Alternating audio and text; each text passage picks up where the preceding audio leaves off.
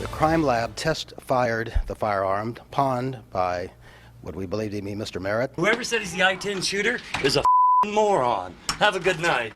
Well, only one of them could be right. Now, 7 months later, a total turnaround in the freeway shootings case.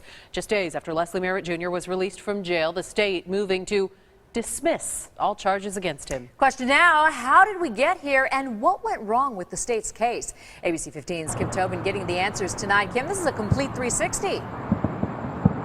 Faye and Katie, you'll know that this was a high-profile issue in our state. This case having so many people talking, actually really changing people's everyday lives. They tried to avoid the freeway, a lot of people telling us, after 11 confirmed shootings. And now the suspect, accused of 4 of them, may walk a free man.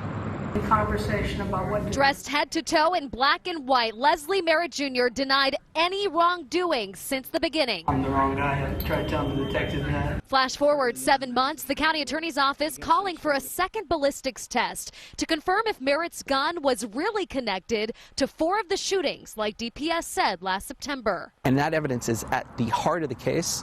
That raises real questions about the prosecution. So I think that was a pivotal point.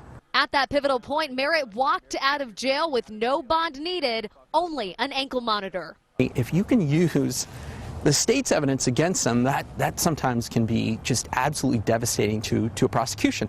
And now the real questions begin. As legal experts say, it's too soon to point fingers at DPS, the county, or the state.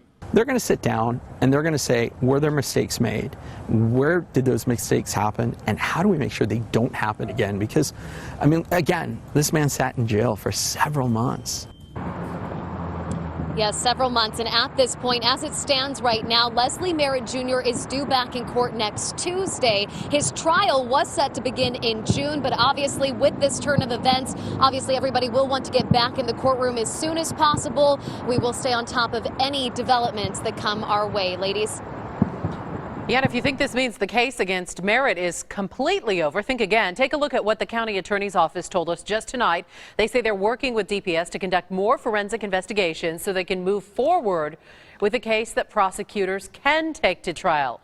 DPS got back to us and said they'll have a statement probably next week, assuming the gag order is lifted. As soon as this case goes back to court, you can count on ABC 15 to be right there to bring you all the details.